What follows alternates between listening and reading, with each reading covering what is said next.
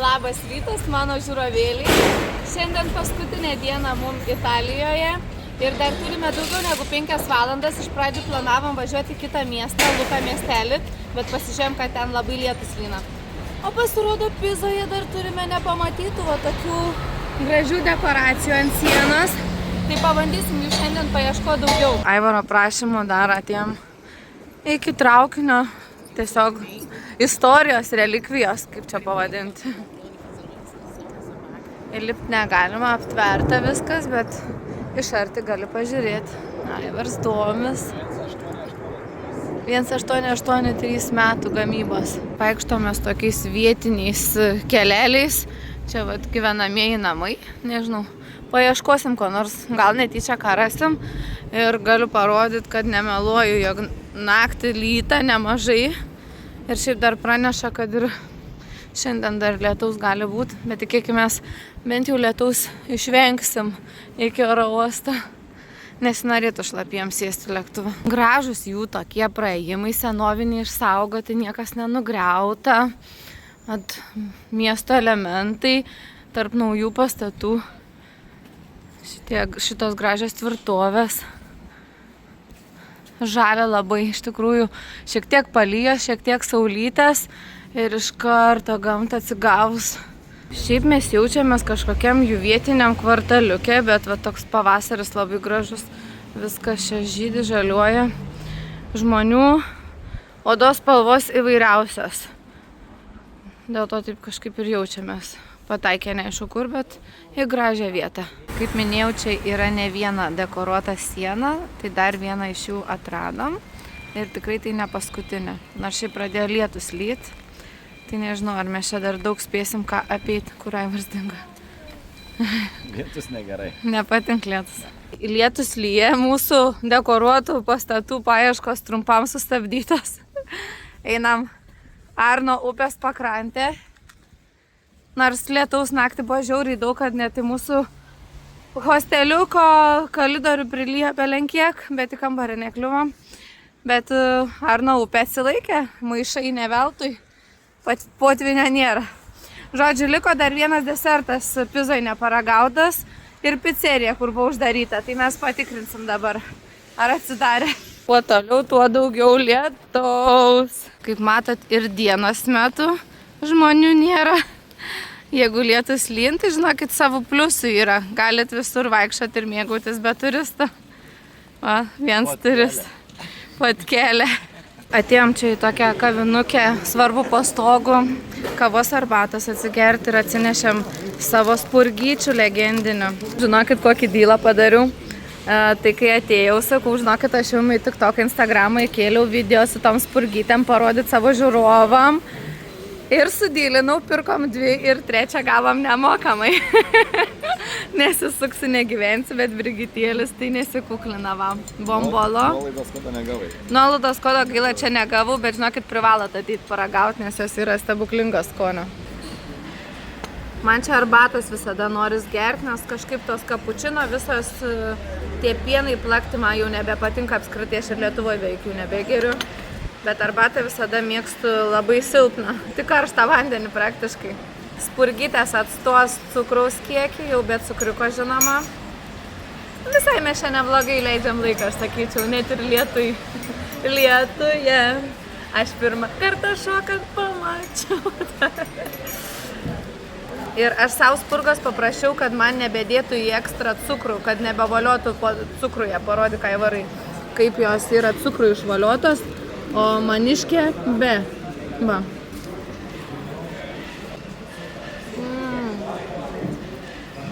Pati spurga tokia švieži, minkšta. Tas kremas žiauriai geras. Labai gera. Kuo toliau, tuo daugiau ta lietaus. Tai vis ieškom, kur pasislėpti, ką nuveikti. Radom kažkokį sendaikčių turgelį, einam apžiūrėsim. Ar čia mes ką pirksim, klausims. Čia iš vis kažkokios, nežinau, meksikietiškos vudos. Tai žodžiu, apžiūrėsim, gal kažkokį papuošaliuką. Nu, nežinosim. Gal ir nieko, tiesiog, kad virš galvos nelyn svarbu. Dabar kol kas nes dar mes 4 valandas turim. Dar įlindom į kelias pardės, bet nieko gero nerandam. Nors man tos kelnes visai fainos, bet drėgna, sušlapę esam, nesinori net matuotis. Žodžiu, man atrodo, einam į oro uostą, anksčiau nueisim, pakimarinsim, pasėdėsim, palauksim, čia nieko nebeišžiūrėsim. Kokių autentiškų pastatų galima pamatyti Pizoje. Truputį lietus nurimo, tai va dar praseinam paskutinės minutės paieškojimai. Iš tikrųjų, va šitos sienos mes labiausiai ieškojam, bet pakeliui kitų visai neblogų radom. Lietus kaip ir aprimo, tai nežinau, gal dar kažkur praseisim, aivariukai. Valandėlę dar turim tokią neskubant. Something beautiful. We got pulled into the tide of something real. But somehow I lost you on the way. I assumed you left me behind. Kai nuklysti nuo pagrindinių gatvių, galima atrasti tokių įdomių, autentiškų vietų. Čia vartus saugo tokie liūtai, tik tai apšvietimas blogas, paieškosiu geresnio kampo. Nėra didelėje, bet žiūri vienas į kitą. Atvarėm prieš skrydį dasimušt kebabais. Toks kebabas, va tokio dydžio kebabas 5 eurai. Ir viskas, pavalgom ir lėktuviuką. Užteks tos pizos mum jau. Norim namo. Kaip ir atėjom tuo pačiu gražiu žaliu medžių alėjos taku. Tuo pačiu taku ir grįžtam atgal į oro uostą. Žodžiu, pasiėmėm vietinį keksiuką, išsirinkom citrinų skonio. Tai tikėkime, kad oro uoste neužkliūsim ir Nereiks suvalgyti oro uoste. nereiks oro uoste valgyti. Viskas, kulniuojam į oro uostą, šiek tiek sulyja, bet realiai nuotaikos ir reikalų mums čia nesugadina. Viskas, pavalgė, sotus, laimingi. Dar oro uostą nuėjus kokią valandėlę turėsim palaukti. Iki kol vartų sužinosim, o iki skrydžio iš viso kokios 3 valandos bus. Na nieko, pakimarinsim, jau užteko nuotykių. Tai ką tik buvom pašalinti iš laukimo zonos, nes atidėtas skrydis, nežinom dėl ko. Niekas nieko neaiškina, darbuotojai visi išėjo, tipo techninės problemos, laukia iš lėktuvo žinių. Mes laukiam visą ant žemės atsisėdę. Nežinau, jau lėktuvas turėjo išskristi beveik prieš 50 minučių. Jokios informacijos, kada kas čia pajudės. Nežinau, kada namus pasieksim. O man rytoj į Vilnių.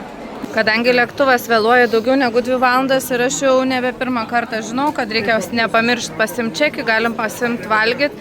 Tai šitas bliūdas salotų kainavo 12 eurų. Čia dar visokie padažai kartu, užkandukai. Aivaro kavytė 3 euriukai. Ir dar pasiėmėm vandens ir fantos, tai žodžiu 21 eurų išleidom. Užkasim biškelį. Skrydis vėluoja jau beveik apie 4 valandas, bet jau pagaliau lipam. Ui, į lėktuviuką sulaukiam. Man atrodo, kad greit čia parskuosim. Ką kuo mažiau vėluotų, ką kompensuoti nieko nereikėtų. At mes turim namo kuo greičiau grįžti, jokia skirtuma tos kompensacijos, kad greičiau grįžti. Jau iš lėktuviuko išlipę, einam į mašinytę pasiimti. Tai lėktuvas vėlavo daugiau negu 3 valandas atskrist, 3,5 jaučiu. Tikėkime, kad mašina išleis mum be problemų už pavėlavimą. Nu kažkaip. Taip, kad ačiū, kad stebėjot visą šitą mūsų turą. Mums patiko jūsų klausimai, pastebėjimai, patarimai. Ir iki kitų kartų. Išduosiu paslaptį, kad naujos kelionės dar nėra nupirktos. Tad kiek laukti teks neaišku, bet yra didelė tikimybė, kad iki rudens, nes prasideda darbų sezonas, nebus kada keliauti. Va reikia pinigėlių užsidirbti. Tai ačiū mano sekėjėliai, žiūrovėliai ir iki kito karto.